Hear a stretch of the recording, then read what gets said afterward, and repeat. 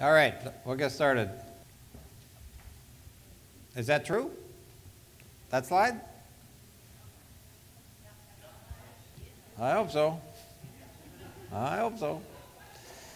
You know, without, and of course there's lots of things that go on within our digestive system, and it's, in some ways it's quite surprising how little people know about what happens after they put something in their mouth. Like what happens to it, and how does it have anything to do with health? So, you know, this will be a bit of a discussion, you know, about that aspect of, you know, what the digestive system is supposed to do and supposed to be doing. So when does digestion start?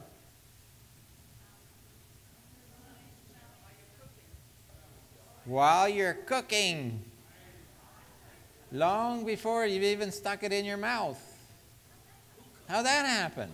Isn't that interesting? Yeah, it's, and how is it that it starts, how you start digestion before you even put the food in your mouth? Smell. Smell. And what does smell do? What does smelling food cooking do? It releases what? Which one? CCK. It's a hormone. What's CCK? Oh, don't. There was one doctor who has to know what CCK is. Cholecystokinin. And cholecystokinin has an effect on pretty much everything downstream. Tells the liver to start making bile. Bile, basically, the gallbladder constricts. It tells the stomach to start making HCl. It takes the pancreas to start making enzymes. It tells the small intestine that food's coming, so we stimulate the migratory complex to basically get a peristaltic action. So we know that that's one of the main reasons that people have digestive problems, is because they don't smell food cooking. With 17 out of 24 meals eaten away from the home in the U.S. in general, you know, you drive up to Starbucks or, you know, McDonald's or somewhere, and it's like, there's not enough time. So one of the ways we can get around that, and one of the recommendations always is, you drink apple cider vinegar 15 minutes before meals.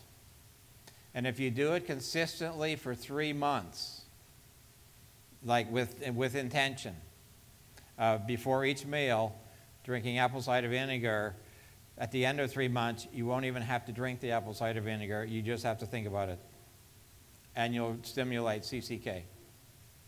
Now, so you want to sort of get into the routine and the habit of doing that. So it's obviously one of our main suggestions from a digestive perspective. The better is to smell the food cooking. Then you don't need to, of course, take the vinegar, because you're going to get CCK produced. So not only so the digestion starts literally before we put the food in our mouth, but then we ingest it, it has to break it down through all the processes that goes on here. Eventually it gets absorbed, and eventually the waste products are removed. You know, pretty simple process. So we have 30 feet of a hollow tube going from your lips down to your rectum. It's just literally a hollow tube.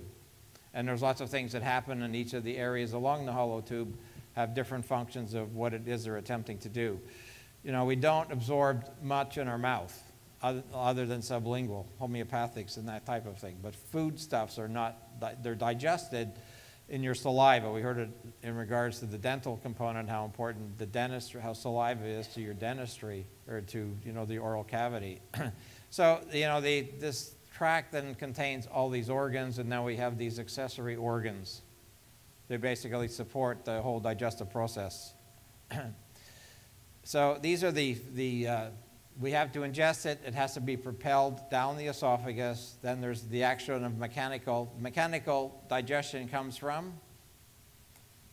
What creates the mechanical digestion? Chewing, called your teeth. People who don't have teeth have a harder time. And how many times do you chew? 31 times. I got some good people who remember my 31 times. People say 31 times. What's the deal with 31? So tell them how he came up with 31.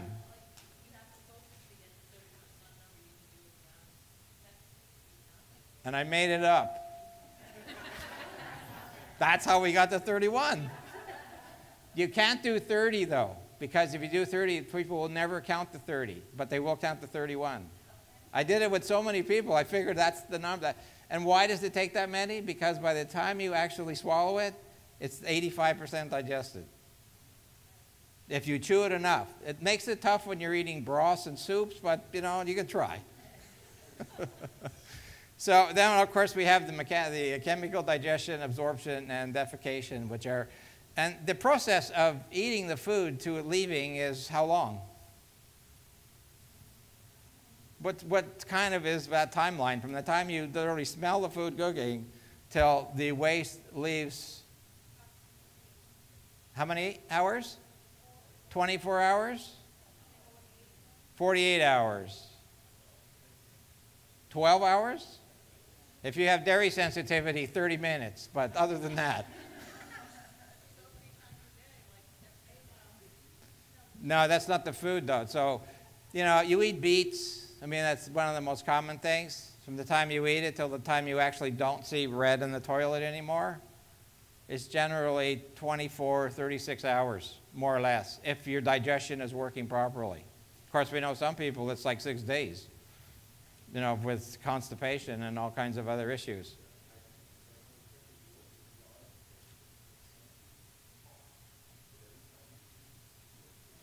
Yes, but it's not the food you just ate, basically, because that's part of the CCK's action is to create the propulsion. Yeah.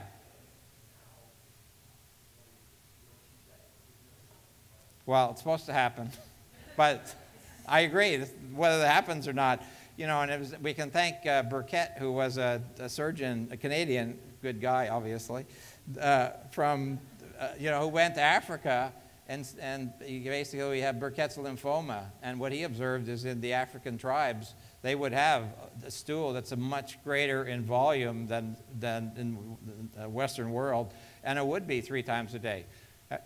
Usually within 30 minutes after every large meal, there was enough propulsion of the colon, which is what's supposed to happen, but of course we know that that isn't what happens in general. So we've already talked about the mouth. We've already talked about you got to chew, you've got to smell the food cooking, you've got to get your saliva, you know, flowing, which is what you're trying to mix with the food to create the digestion. The mechanical aspect, then some of the chemical aspect. The esophagus, the epiglottis, he says, is basically, you know, so when you swallow, you don't want food going into your lungs. So we have this little flap that goes over so the food actually stays in your esophagus as we swallow it. What do we know about the esophagus? What do most people know about the esophagus? The only thing that they know about the esophagus. GERD. They know it's GERD. And what's GERD? Come on. Acid. Heartburn. Inflammation and heartburn, basically usually from reflux, which there's a number of reasons for that also. But the esophagus does create this peristaltic movement of literally getting your food from your mouth down into your stomach. I mean, there is this motion. That's a normal part of what digestion is supposed to be. And if you get reflux back up into the esophagus, the tissue, the mucous membranes that line here are not really suited to withstand the acid that's coming out of the stomach in most cases. So what is the stomach supposed to do? Why do we have a stomach? To kill stuff? To kill microbes. How does it kill microbes? So what's in there? Hydrochloric acid. The pH of hydrochloric acid is, ideally, 1 to 2. So if you were to put a penny in there and it could stay in there, it would eventually be broken down. Eventually. You know, and you think of people drinking Pepsi and 16 teaspoons of sugar and all that phosphoric acid in there. So it's amazing that the stomach doesn't break down just drinking that kind of stuff over time. So it's this, to some degree, it stores some of the food for a brief period of time. And the hydrochloric acid is mostly to start the digestion of proteins. So, you know, carbs are not really digested there very much. It's the proteins and some lipids that start the digestive. And yes, the acid does kill bacteria. And so then all this stuff turns around in here. What ultimately ends up through this pyloric sphincter is what we call chyme as it's being digested. And it gets into the small intestine. And what's the function of the small intestine? Absorption. So there's 3 different parts. How long is the small intestine? How long is it? 22, about 22, somewhere in that particular range for what's going on. 7 meters for the Canadians. Come on, let's go backwards. Oh, there we go. What's interesting about all these villi, all these little, you know, bumps that are throughout the small intestine, is if you laid them out, they'd be the size of a double tennis court. So it is the largest organ in the body, if surface area-wise. And of course, what happens with the number of diseases is these villi, celiac disease specifically, is these villi disappear. And we have a very small surface area, and we get into all kinds of absorption problems. So it's a very important organ. Do we need the small intestine? Well, why does the gastroenterologist say you don't need any parts? Which they've told me. They said, I have patients who have no esophagus. I have patients who have no stomach. I have patients who have no intestines. They have no colon. We don't need any of that. We'll just stick a needle in here and they're going to be good. Which is like, something's wrong with that picture. We kind of need this 30 feet of intestine to do what it is that we want it to do. So we get a lot of absorption. You see, most of our nutrients are coming through the small intestine. That's where it's happening, as far as the nutritional value, including most of the water that we drink. And how much water should we drink? Half our body weight in ounces, more or less. And more or less depends on a number of things. So a lot of the digestion of most of our foodstuffs, because of the digestive enzymes that are secreted into the small intestine coming from the pancreas, are ultimately what happens. So what is the large intestine supposed to do? What's the main function of the large intestine? To accumulate waste to be removed. What does it absorb? Water. So, and of course, when somebody has diarrhea, what ends up happening is it's not in there long enough to reabsorb the water out of the large intestine, so it just passes through very quickly. And of course, if it's there too long, then we get the other way, it becomes constipated because too much of the water has been removed. And generally, and what makes up 60% of the stool? Right, your microbiome, your flora. 60% of stool is flora, is your bugs, which is why I believe you need to keep replacing it on an everyday basis. And we'll talk a little bit about that. So it's that's all the functions that are there. So now we have these accessory organs, the liver, gallbladder, and pancreas. What are the functions of those? What does the liver do? Your liver is your filter. It's like the filter in your air filter in your car. And it is the only organ that we have that will regenerate itself. If you cut out half the liver, it will grow back. It's the only organ we have that will do that. To give you an idea of the importance. That's assuming, of course, there's not some other disease in there. What does the liver produce? What does it make? It's a filter, but what does it do? What does it make? What else is happening in there? Bile. Does it make anything else?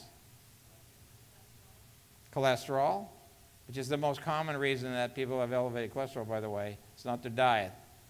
It's the liver. 80% of your cholesterol is made in your liver, not from what you're eating. So eat all the eggs you want. It's all this fallacy that, somehow eating eggs is going to raise your cholesterol. It's like, do a castor oil pack. It'll be fine, generally. There's over 250 functions of the liver. That's why life is not compatible without one, because it does so many things. Yes, it is the filter. Yes, it makes bile, but it also makes a lot of proteins, a lot of immunoglobulins, a lot of your immune system. It makes lots and lots of things. So we need to pay attention. What's the function of the gallbladder? Storage. It's only a storage. We take a liter or two of bile made in the liver and it goes into the gallbladder and gets concentrated so that when we eat supposedly fat, we get a teaspoon or so that gets squirted into the small intestine. And the function of the pancreas? Enzymes. And? So it has two components, an endocrine and an exocrine component, one that makes insulin and one that makes digestive enzymes. So, I mean, it's obviously another organ that's not very compatible to, to life if we don't have one of those. So there's some of the functions out of the liver. As I said, it's the only organ, if you cut part of it out, it'll grow back. It's a pretty amazing organ to think about how, which is why when they do liver transplants, they could take one liver, and transplant it into 6 people. Because if it's compatible, or if you need a baby that has some type of a congenital liver problem, you could basically take just a small piece of a liver and it'll just grow as the baby grows. It's a pretty fascinating organ to be able to do that kind of thing. So it's got lots of functions. Filter, predict cholesterol, I said all that stuff. Gallbladder, we already know what the gallbladder does. What's the most common thing that people know about the gallbladder? Stones. Gallbladder stones. So there's over 1 million cholecystectomies a year in the US. It's like, why do 1 million people, over 1 million people, need to have their gallbladder removed? Because the surgeons need to put a, we only got quite, because they got screwed up. And the most common things that screws up, what is the gallstone made of? Cholesterol. Basically, it's cholesterol that's come out of solution. And if it blocks the duct, which it often does, causes a backup, causes inflammation in the gallbladder, and people are not very happy, obviously, from that aspect of things. We already talked about what the pancreas does. We know it makes 2 different components. It has an endocrine, exocrine. So it does control blood sugar control. We know in diabetics it's a big issue. Now, you've heard lots about this one. We should be getting somewhat nauseous about learning about the microbiome, but you'll always need to know more about the microbiome because of its absolutely critical importance in what it does. You see, it weighs about 3.5 pounds thing. It weighs about 3.5 pounds. It's about half, 60% of fecal mass is microbiome, like these flora that are being passed through. Produces about 2 liters of gas a day of all the bacteria that's in there. And the acquisition of resistance to antibiotics occurs here in the small intestine.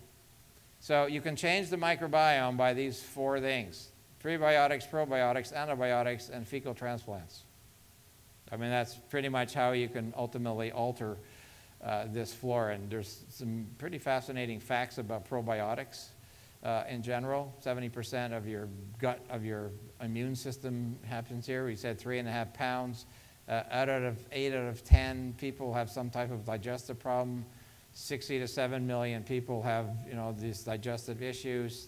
More than 2 billion on digestive supplements. Up to 10% of individuals' daily energy needs can be derived from byproducts in the gut. Over 500 different species. There's probably more than that, but it's kind of what we know. Because these are anaerobes, so it's very hard to study them because as soon as you expose them to air, they die because they don't like oxygen in general.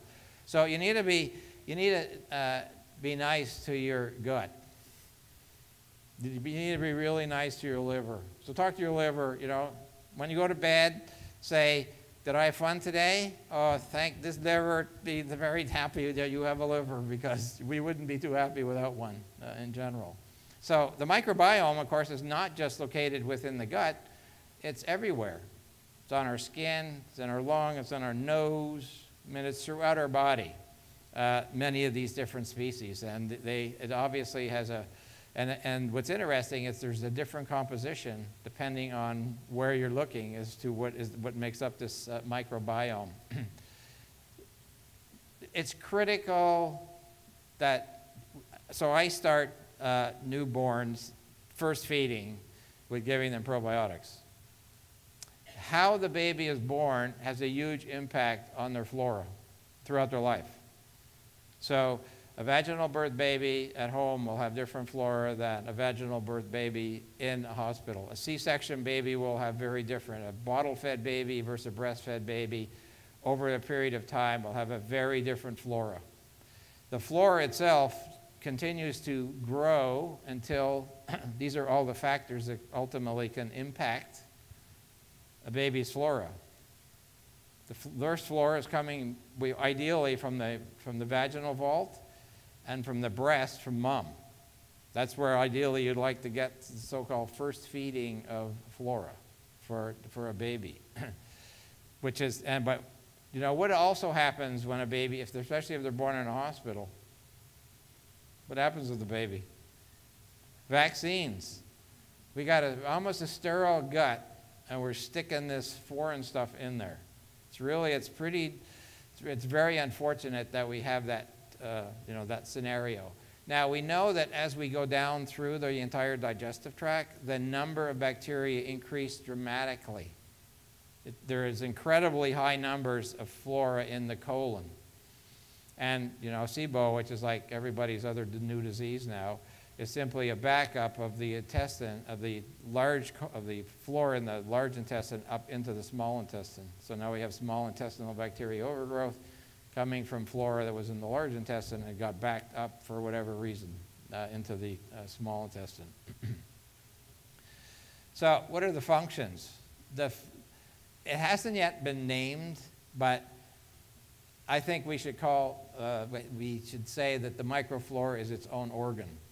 It's not called an organ, but it has the functions, many of the functions that an organ has, and we easily could make it like that.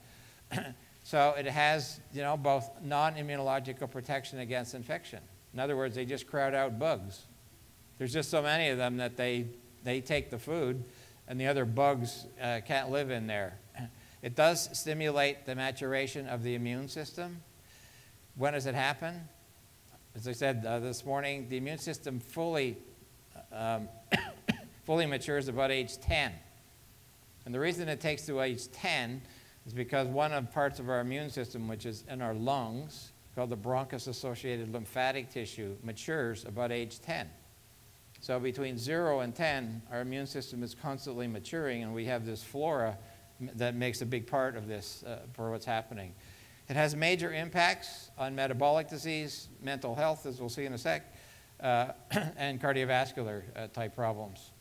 So think of the intestine as a hollow tube, because that's really what it is. And there's lots of things that should happen from the time we smell food cooking to the time we eliminate it. And we have all these accessory organs that come into play, including the making of serotonin in our intestine that has an effect on the brain. People know about serotonin mostly from antidepressants, SSRIs that basically try and raise that particular level. But it does lots of things. It's really an organ that is hugely insulted. It has huge insults constantly to our microbiome, such as physical inactivity, a C-section, chronic stress, excessive hygiene. So we see this aspect. People are still obsessed with the idea of sterility. Well, you should be living on a farm with farm animals and rolling around in the crap. That's the best way to get all these different bugs that we have. And this whole idea of sterility, and we still talk about, oh yeah, there was a thing in Phoenix this week where, they went around to all these public places and they do this swab and saying, oh, you got so many bugs here. I said, so what? It's not the bug. We got to learn it's not the bug. That's the problem. It's the terrain that's the problem. So this is our typical lifestyle, unfortunately, that has a huge impact. And what happens in those first 3 or 4 years is massively important for a baby, because that will determine something for the rest of their life, unfortunately. So the first food that a baby should be fed is? Besides mother's milk. First food, solid food. Liver. What's that? What's that? What do you mean? Ugh? What's the usual first food? Cereal. The worst food. It's supposed to be meat. So you take them to Outback Steakhouse. Have a party. When do you start giving them solid food? Around 6 months, when they start getting their first teeth. Why at 6 months? Why at that age? Because? Highest amount of hydrochloric acid. Why is there the highest amount of hydrochloric acid?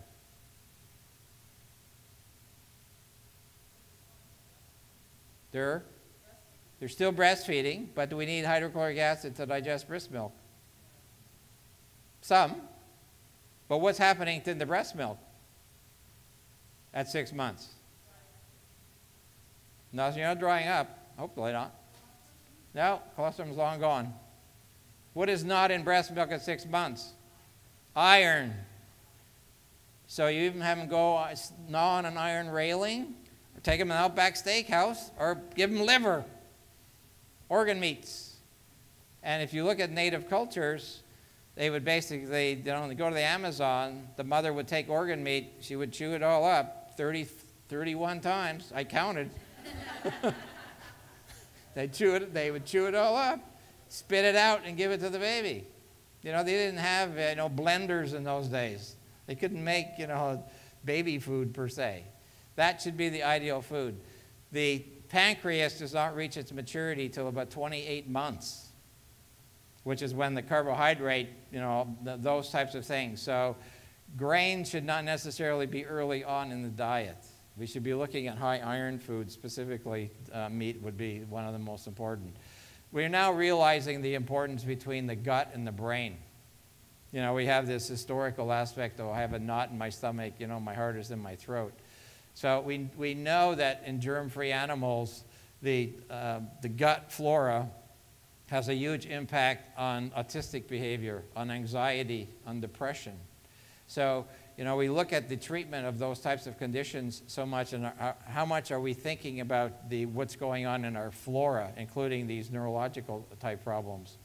So, and obviously in research, germ-free animals have increased turnover anxiety related to noradrenaline, dopamine, and 5-HTP, which ultimately has a huge impact on these conditions, which are so common in our society. Anxiety, a mood problem, brain fog, irritable bowel, IBD, etc.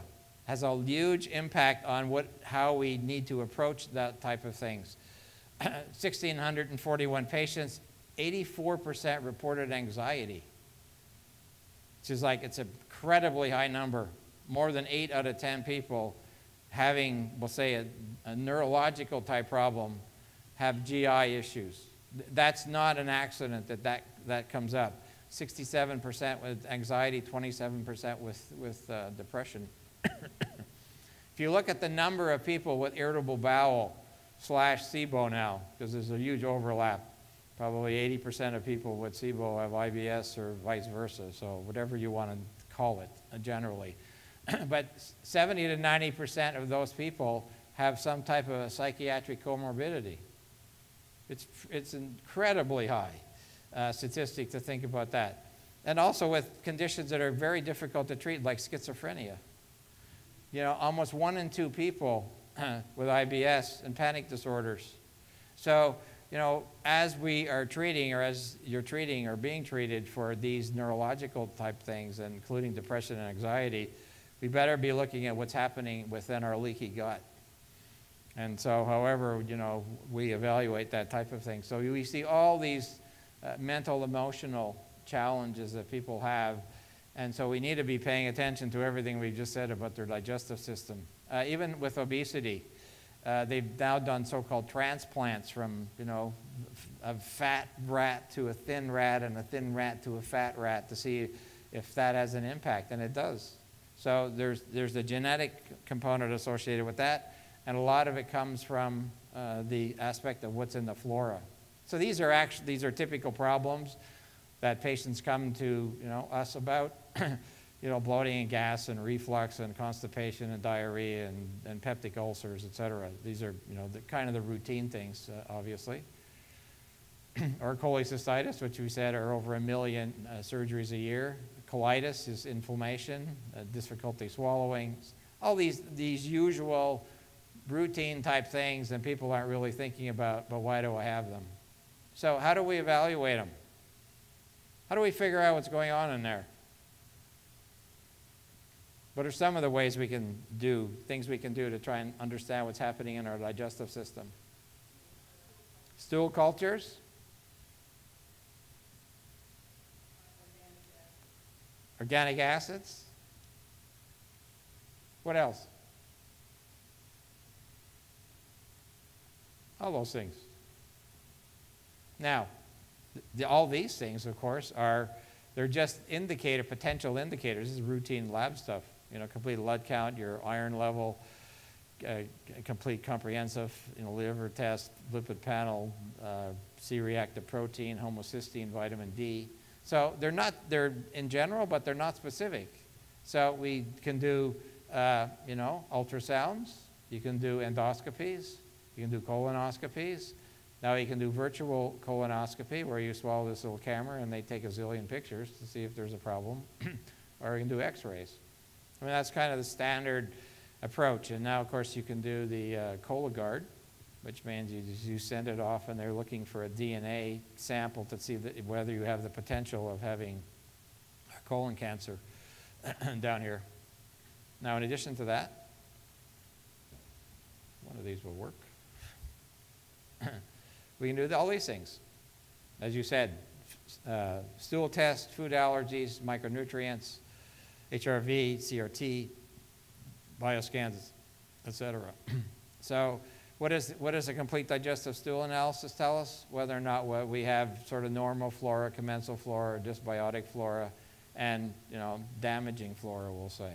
Does it give us all the answers? No, it doesn't, because these obviously are only aerobic bacteria. We can't see anything about the anaerobes that live so much within our system. And we also get some hint, though, of what can be happening within the digestive tract. So it gives us a better hint of what's underlying that. There's a variety of ways of doing food allergy. Everybody has their pet way of doing that type of thing. Food elimination, reintroduction is obviously a standard one. Or you can do a finger prick, or you can do an actual blood test with whatever your favorite lab is to do those types of tests in time. SpectraCell to see whether or not you're absorbing nutrients. You may be taking nutrients in, but do they actually get into your body? Surprising a lot of people that they don't, even though they're taking huge volumes of supplements. HRV, how does HRV tell us anything about our digestive system? It tells us about the sympathetic, parasympathetic, which is the important aspect of what it is we're looking for, because, as we said yesterday, the parasympathetic is where you rest and digest. And with many people who live in this sympathetic dominant world, and you basically inhibit the stomach, pancreas, and intestines versus stimulating the stomach, pancreas, and intestines, which is it's not the only thing, but it's one of the key things that we get from this test down here. This imbalance of the parasympathetic and sympathetic leads one to the idea that if this is out of balance, especially if you're in this 100% or high sympathetic dominance, just that is going to tell you that this person is going to have trouble digesting.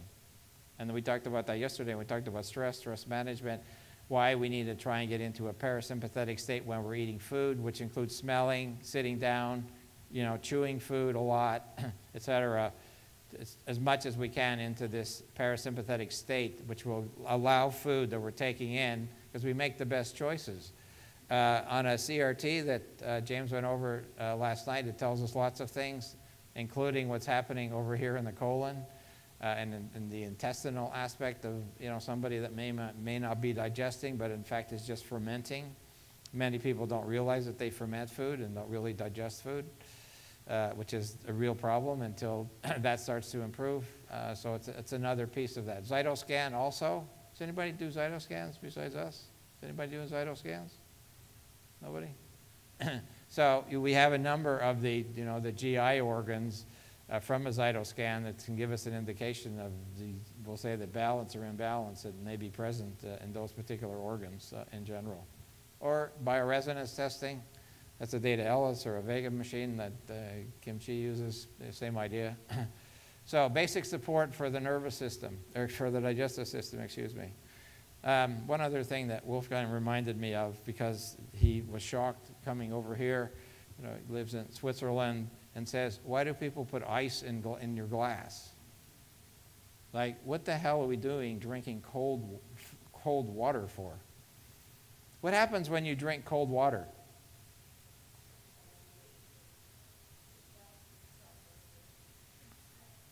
So, can we absorb cold water? But what did I say about temperature yesterday? Needs to be 98.6. Anything cold, including cold food, has to be heated up. So we should be drinking nothing colder than room temperature. And where did you say you were? In Afghanistan? And they basically was so hot and humid, and he says the only thing they drink was hot tea. They don't drink cold things, they drink hot things. When it's 100 degrees, they're all covered up. I mean, this culture is like, oh, put ice in it. Somehow that's supposed to help us. All it does is make our digestive system worse. So be very mindful of eating a lot of cold foods, especially as the day goes on. If you're going to do cold things, it should be earlier in the day when you have potentially the most juice in your digestive system to be able to digest things. So we already said preferable. Why do we not want grazing? Why is it preferred not to graze? Insulin is one of the reasons, and adrenal. So remember, 3 meals a day, ideally at the same time, allows the body to get into the routine of knowing that when food is coming, we're going to be able to properly digest it, not constantly be doing something all day long. Apple cider vinegar, I talked about smell of food. We talked about, think about the food, chew 31 times. Put the fork down. So if you want to lose weight, you put your fork down between every bite, you'll lose 5 pounds in a year. If you change nothing else, simply just put your fork down between meals. So the next weight loss program, manage your stress and put your fork down between meals. That'll be $1,000 for my great advice. Because that's what they go to these clinics and they buy all these food and you're going to lose weight. It's like, hey, I got a better answer. Let's just be a little more parasympathetic and put the fork down, generally. Never drink with meals, and we said why, especially cold. Why are we not drinking with meals? Because we just end up diluting the juices, but more importantly, it stops you from chewing 31 times. You won't chew 31 times if you're drinking, because you're using the water to wash it down, not your saliva.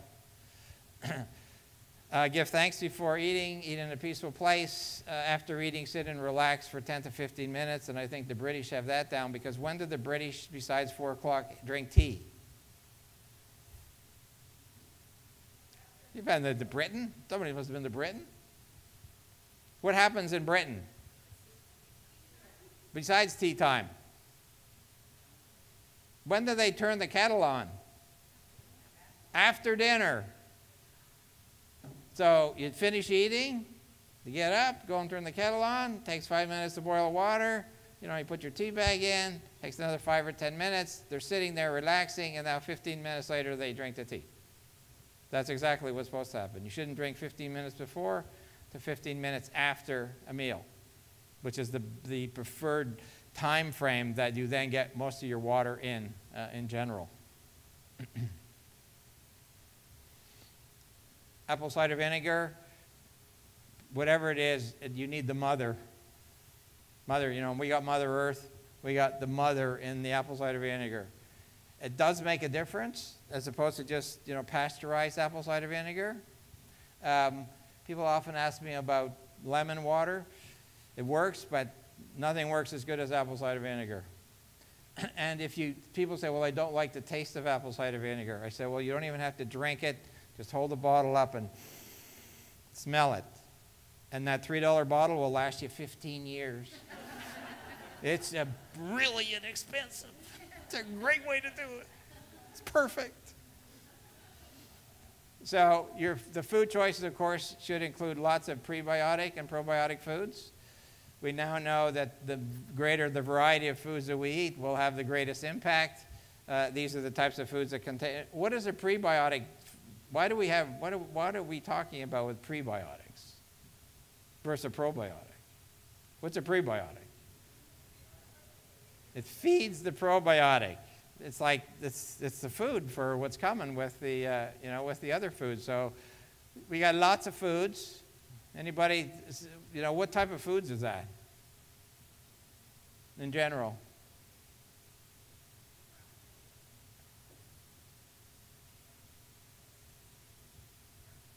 Yummy food. That's pretty yummy. Basically, you're looking at colors. Foods with colors. If we're going to make it the easiest saying it from that direction. So we have those types of foods. I wonder if kimchi likes kimchi. How many of you like kimchi? You do? It's like, that's yuck. Have you been to Korea? Anybody? I mean, that's all they eat. Breakfast, lunch, and dinner. I said, where's the McDonald's? It's like, they have kimchi in McDonald's? No, thank God.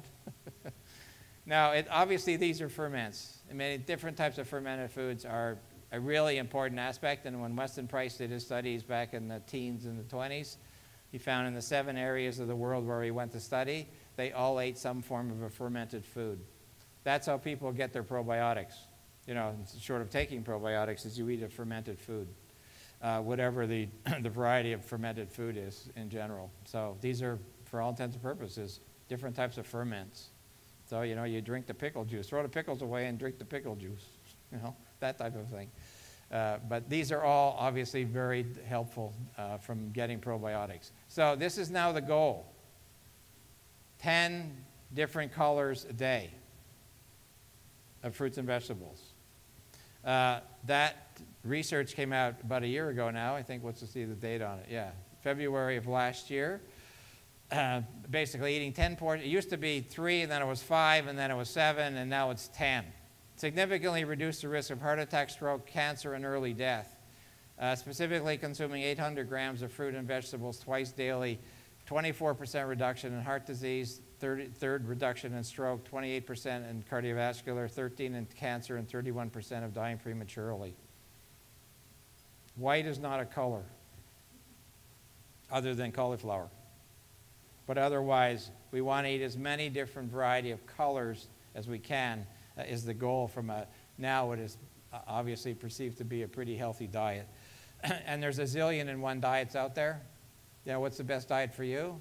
Well, you either have to figure that out or the person you're working with will help you figure that out as to all the different styles and different types of diets, from a ketogenic diet to a blood sugar diet to an EAV diet to healthy food diet, allergy diet, etc., gluten-free, etc.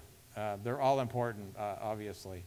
Now, even eating 10 healthy foods in general, do we really need to take supplements? Do you think we should be needing to take different vitamins and minerals? Minerals? I mean, it's individual. Some people say, oh, I eat healthy enough, I don't need to do that. It's as healthy as the foods are based on I'll say the imbalance that people have as far as their digestive system is concerned. It does give them some additional support. It is not a replacement for eating poorly by any means. But I'm a very strong believer that some nutrients are important for GI health. So I recommend every patient that I see take probiotics, starting literally at the moment of birth. And the mother just expresses a little bit of milk, puts it on her nipple, and the baby starts sucking it off.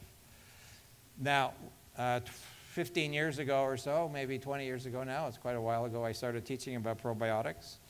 And in those days, the research was suggesting that kids probably needed 1 to maybe 1 billion organisms a day.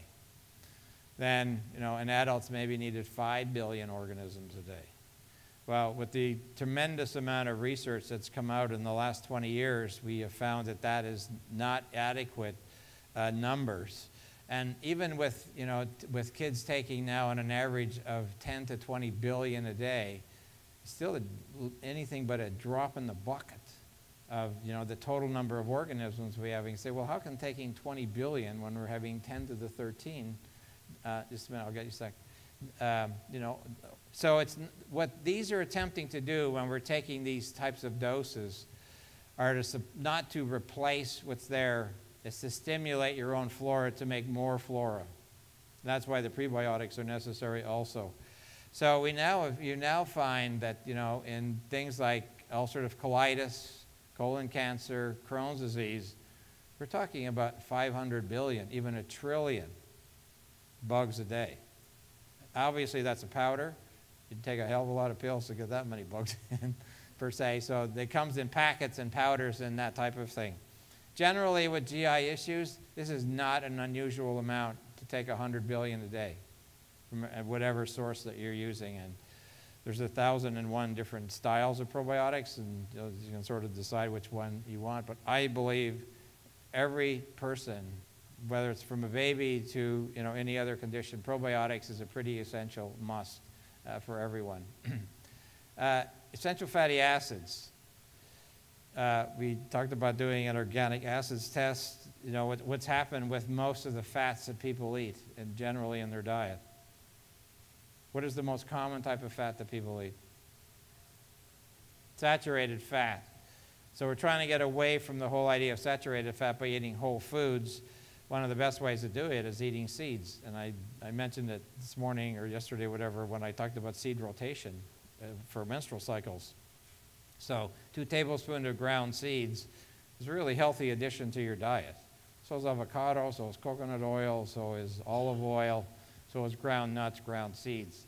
And it is preferable that the seeds are ground using a coffee grinder that you don't use to drink coffee because you don't drink coffee anymore. So you go bzzz, and within 3 seconds you have ground seeds basically to then add on to anything that you're presently eating. And then of course you could add fish oil or evening primrose oil or borage oil or whatever. So I think that also becomes, there's so many positive things about fatty acids. And then about 2 weeks ago, there was some, of course, there's always research that says, oh, the fish oils are all contaminated and you can't do this and that. And it always comes down to who did the study, why are they doing the study, the doses are not right, etc. So fish has been eaten on this planet forever as a natural food. So I definitely believe that fish is another really healthy source of getting essential fatty acids.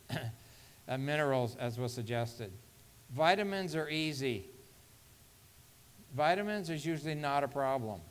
It's the minerals that are a problem because minerals are much harder to absorb than vitamins are. And, you know, there's a whole variety of different, you know, what they're doing. But in general, colloidal minerals now and trace minerals seems to be, you know, what I'm more leaning towards for people. So we use them in different forms in addition, you know, other than maybe calcium or magnesium, which, you know, may be directly indicated for, you know, what an individual problem is.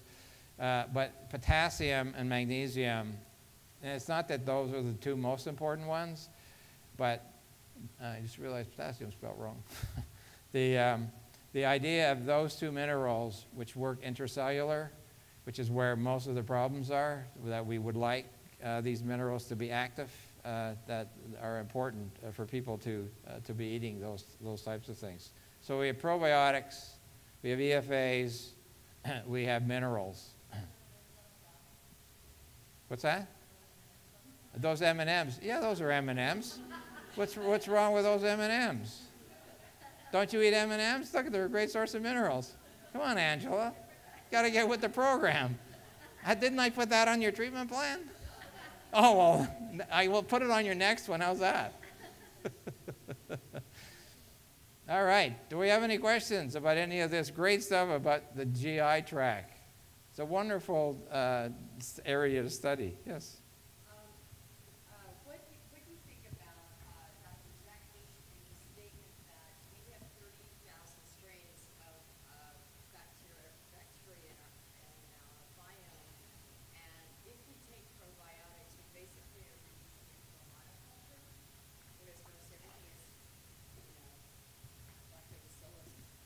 I know, because lactobacillus is the only organism that occurs from your mouth to the rectum. It's the only organism that's throughout and it's been there forever. So suddenly, we're going to suddenly not have that. So what do you think is in ferments? Most fermented foods? Lactobacillus. So it's like, oh, lactobacillus in fermented foods, which is people have eaten forever. And how come we don't have a monoculture if we've been eating it forever? So I don't buy that argument, that we're going to create a monoculture, and we are not going to, first of all. You can't take enough. Remember, it's 10 to the 13 number of bugs. You can't possibly take enough. And so these are not to replace your bugs. These are to stimulate what's supposed to be there. That is the whole idea of doing probiotics. It's not about replacement, unless you've had terrible diarrhea or had your colon removed or something. Okay, or you've done a colonoscopy and you need to do either a fecal implant or a probiotic implant to try and get some of those restarted again. So I don't think that's, for me anyway, I doesn't really have a concern about that generally. Yes.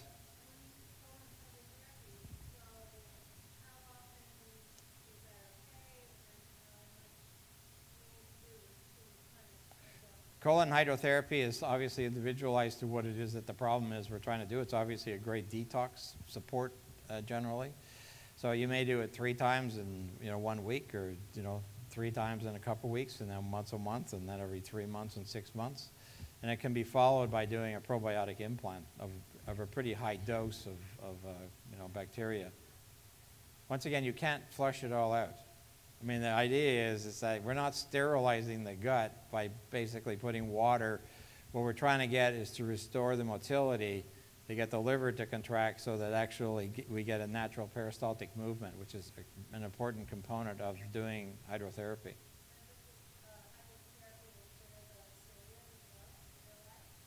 No, does not go up into the small intestine. It's basically just in the large intestine. Yeah. Okay.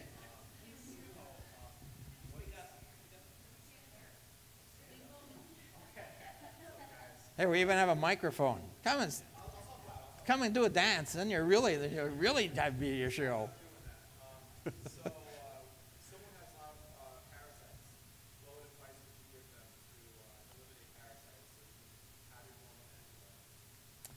How do you know you have lots of parasites? No, I'm not saying you specifically.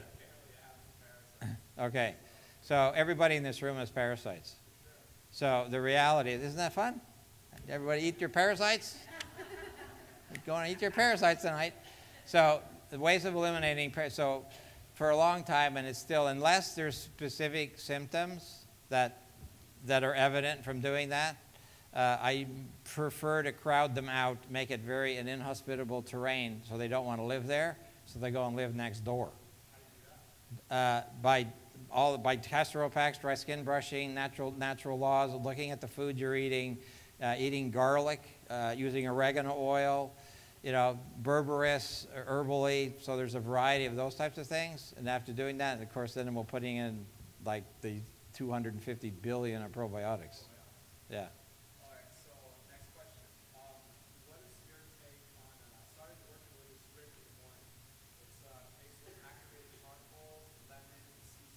Uh-huh.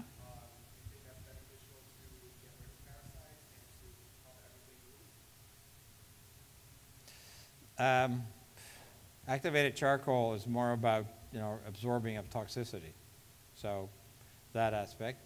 What did you say? Lemon and what? Lemon and sea salt. There's nothing wrong with that drink, but I wouldn't necessarily think, oh, that's the best way you should be trying to change the parasite culture that's in your gut. What's wrong with just water? Start with water. Next question. I've done some reading on intermittent fasting. Yes. The results on mice have been very good. Yeah. Still even for humans. What is your take on intermittent fasting and eventually switching from 3 meals a day to maybe even 1 or 2 meals a day in a 2 to 6 hour window? I think there's a lot of merit to be said by that, because if we go back 20,000 years, that's probably what they did. I mean, if you didn't have any food, you didn't eat. So if you had food, you ate a lot. So which is kind of probably how we evolved. However, in this day culture, when looking at people's parasympathetic, sympathetic, looking at what their adrenal glands are doing, your adrenal glands are not going to like an intermittent feeding schedule. You may temporarily feel better. It'll be interesting to see over time whether you can totally regenerate your adrenal gland back to normal when it doesn't know if you're going to be fed or not fed. So for me, in theory, it seems good. I'm not sure long term whether that's going to be a great recommend. I think that may have to be an individual based on how they're presenting and what they're saying. Last question. My mom is a diabetic, and I went to previous health conference a month ago.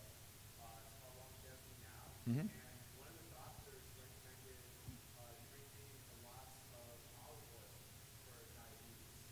If it's working your way up to maybe even half a liter a day. So is that safe? Half a liter a day. Is she Greek? She will be, right. I guess when she has olives growing out of her scalp, said, probably too much. I would say healthy fat is beneficial for a diabetic, because what we're trying to do is prevent insulin spikes. Obviously, that olive oil is a healthy oil, a healthy fat per se.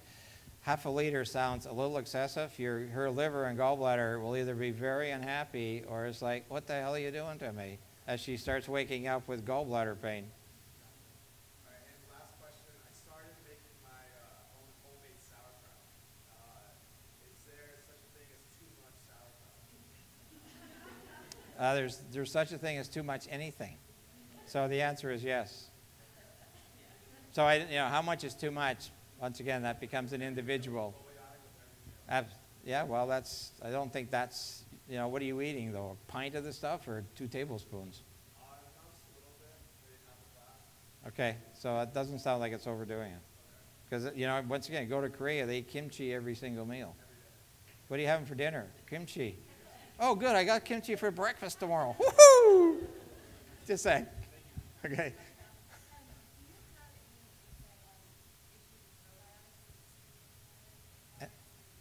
Probiotics and histamine intolerance. Yeah, that's a new one that's sort of coming on also now. Is like, so then I'd have to back up and say, okay, so why are these people releasing all these histamines, which are related to allergies for the most part? Right. So then you have to back up farther and say, what came before that? Because from a therapeutic perspective, you're going to manipulate a variety of different types of things as to what's happening. So I give probiotics to everybody no matter what their problem is, including those people. So I know you've been talking about coffee and there haven't been very common. Can you just comment on people microbial transplant and particularly the BRMI itself? I think fecal transplants has great promise. And a few years ago, before the FDA decided that you can't do it unless you have C. difficile, and I've had several patients do it themselves by their own, and it actually has worked quite well. So I'm a huge fan of that because there's so many problems that people have within their digestive system. That's one of the ways you can change your flora. In addition to pre and probiotics. Antibiotics wipe them out, but now we have the opportunity with fecal transplants and prebiotics and probiotics to restore that.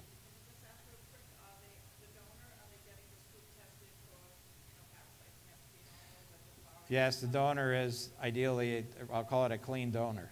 It's not like, let's go to the corner and find the homeless person and give them $50. Yes? So just going back to that discussion about parasites. Yeah.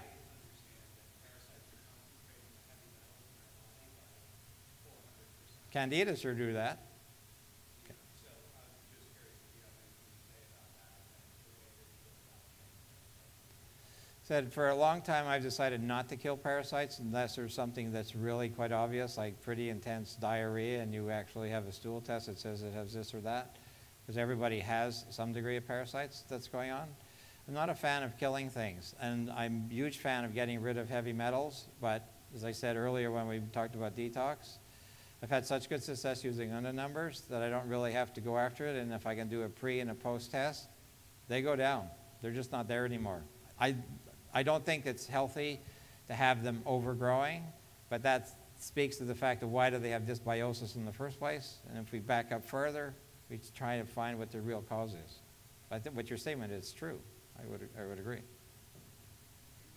suggestions for how to wean people off of coffee enemas, people who think they need to eat 2 or 3 times a day in order to keep their Yeah, that's a great question, and it's a real problem when people sort of get addicted. It's like an addiction that they think, you know, they're not going to get any type of movement within their intestine, their colon, unless they do a coffee enema. There's some of that you almost have to treat them as an addict. No different than if they were drinking alcohol too much or eating too much sugar or whatever. So you have to try and explain what they've done, which is pretty much shut down the motor complex of their gut. So they really have to pay attention to those 11 things: smelling food, chewing food, doing castor oil, talking to your colon, doing massage, body work, all that kind of stuff. But they're going to have to still buy into the fact of this is actually not to your health benefit. Not only are you depleting your flora, you're actually shutting down one of the most important organs in your body. And I don't have a good answer for you, whether it's homeopathics or, however you would treat somebody who has an addiction to anything. It would be an aspect of that. Yes?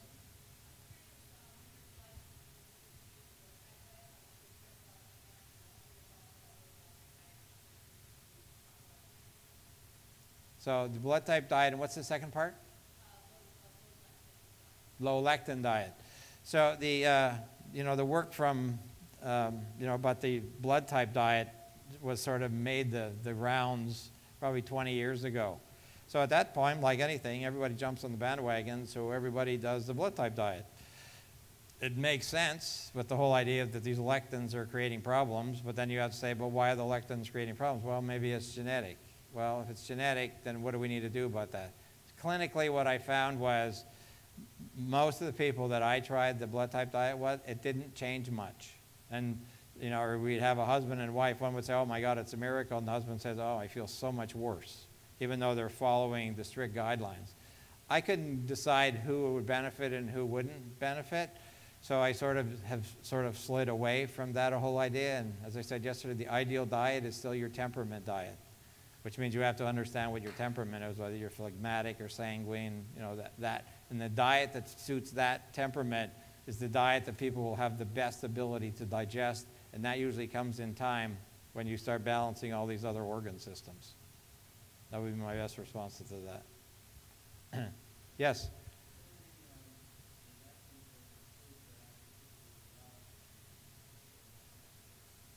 Right.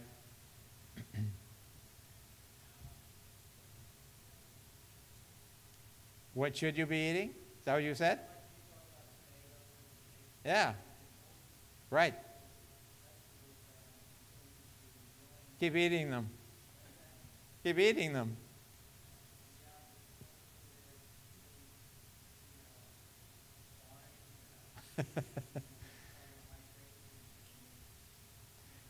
If you look at one problem, it's like it's a hammer looking for a nail. Looking at biological medicine, I never do that. I'm never looking at one thing. I'm looking at such a wide variety of different types of things. It's not that difficult, in my opinion, to find the right diet for a person by just continuing to work with them. And as their systems become more balanced, they'll tell you exactly, if I eat eggplant, this happens to me. If I eat tomatoes, nothing happens to me. Okay, don't eat eggplant, eat tomatoes. And when you then go to your temperament diet, you'll see exactly the foods that are not good for you are a problem, and the foods that are the ones that you really enjoy. Not only that, they make you feel better. But you can't just say, well, let's start the temperament diet day one, because people have too many imbalances, and their temperament is already out of balance. So we have to do some work to try and balance their terrain, their constitution, temperament, and miasm. And as that gets closer, they start coming in and saying, wow, when I eat these, this is my meals, this is when I feel the best. And they say, oh, look at what the temperament diet says they're best. And there's a dramatic overlap in that aspect of things. So we can say, oh, well, it says I should do this or I should. Who says? The only person that's important is you. The only thing that's important is what is your own digestive tract. That's really what we're looking at.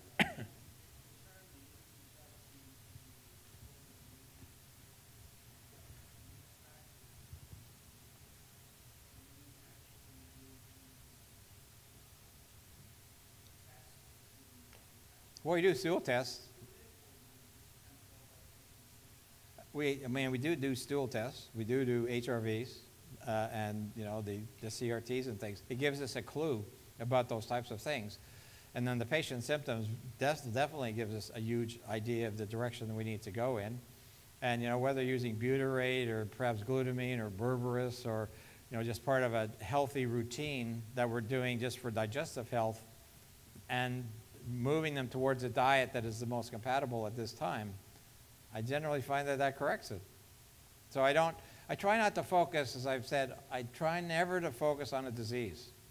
I don't tell a patient, oh, you have a leaky gut. That's what we're treating. What we're doing is we're trying to get your digestive system in the best balance so you can absorb the nutrients of the foods you're eating. I don't like to use disease names because it makes the person think that they have a disease. You don't have a disease. You have an imbalance of your multiple organ systems. That's what we're going after. That's what we're trying to treat. So that's kind of my approaches, generally.